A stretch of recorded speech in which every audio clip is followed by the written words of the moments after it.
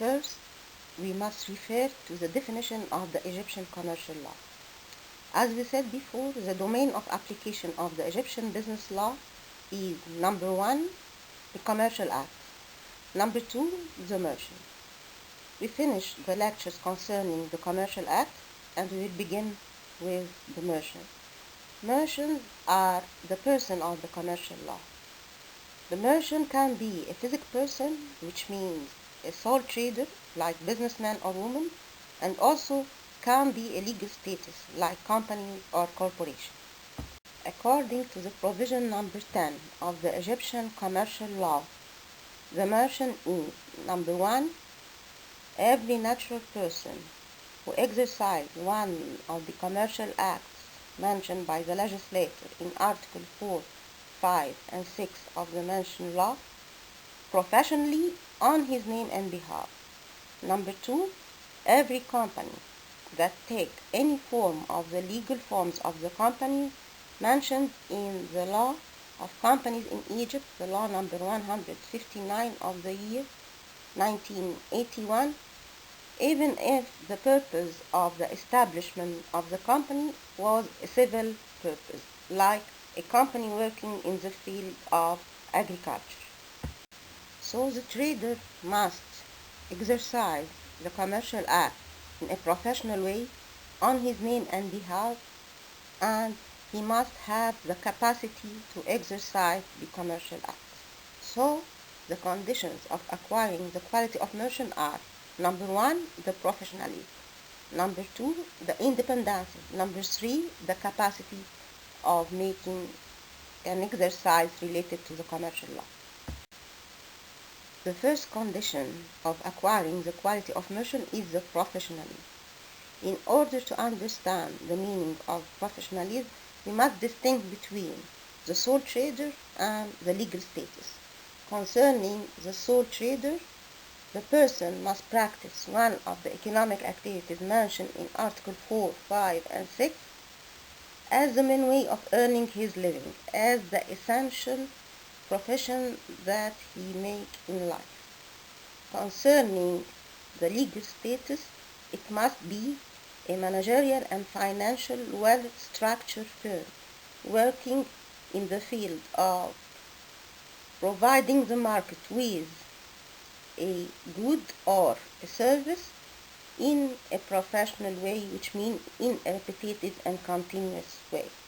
According to the first article of the Egyptian commercial law, the person should practice one of the economic trade mentioned in Article 4, 5, and 6, entitled the Commercial Acts. One of the main subjects of the Egyptian commercial law is the case of practicing two economic activities. One of them is governed by the civil law, and the second is ruled by the commercial law. So the question is, what is the legal system governing the two economic activities together? We will search for the essential activity. If the essential activity was civil, so the civil law will govern both of the economic activities, the one related to the commercial law and also the economic activity governed by the civil law. If the essential activity was the civil one, so the civil law will govern both of the economic activities. The essential activities took by the person is the commercial activity. The person will also acquire the quality of merchant. So if the other profession was the main profession, and this profession was related to the civil law, the person will not acquire the quality of merchant. In order to be a trader, the person must practice one of the economic activities as the main way of earning his living, so in a professional way. However, the act itself will remain commercial act even if the person undertook it for only one time, but the person will not acquire the quality of merchant.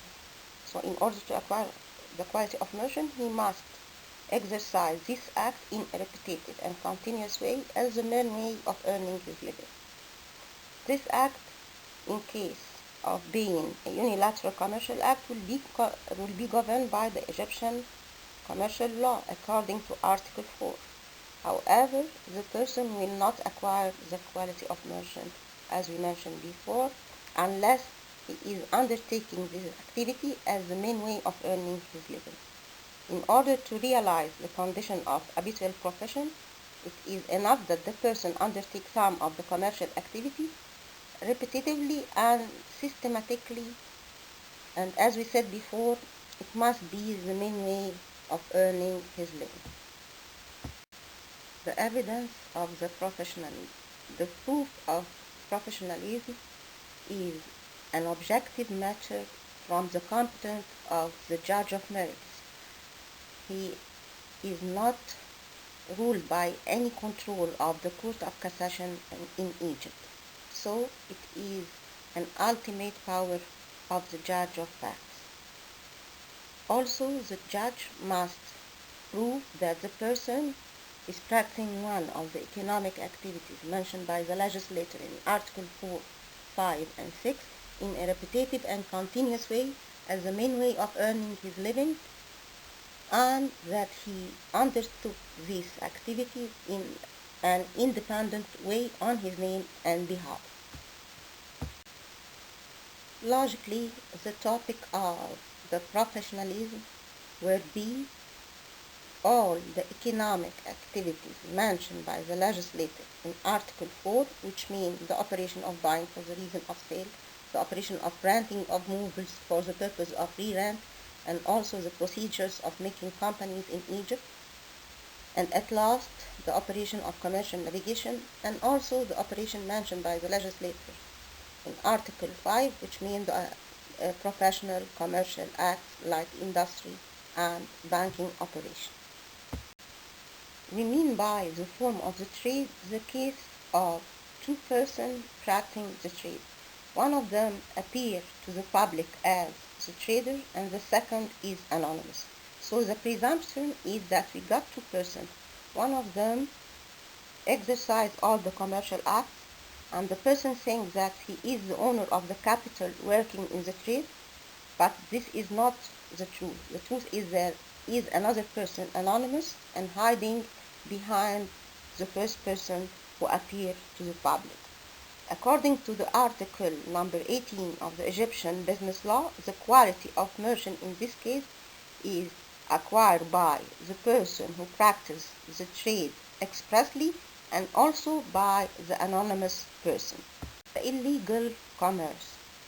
We mean by this case a person who practices a commercial act, but it is at the same time illegal. Of course, there is a side of this activity ruled by the criminal law. This is not our matter. Our matter is the operation who is ruled by or who enter in the domain of application of the Egyptian commercial law. Like, for example, the operation of buying for the reason of sale of foreign currencies without permission, the legal permission. This operation is illegal commerce. However, it is also an operation of buying for the reason of sale, that the person can acquire the quality of merchant if he is undertaking these activities in a professional way. So the question is, will this person acquire the quality of merchant, and as a result he must fulfill all the responsibilities of merchant, or these operations will not give him the quality of merchant? There is no an answer in the law concerning this matter. However, there are two schools in the doctrine. One of them thinks that he must acquire the quality of merchant, and as a result he must assume all the responsibilities of the traders.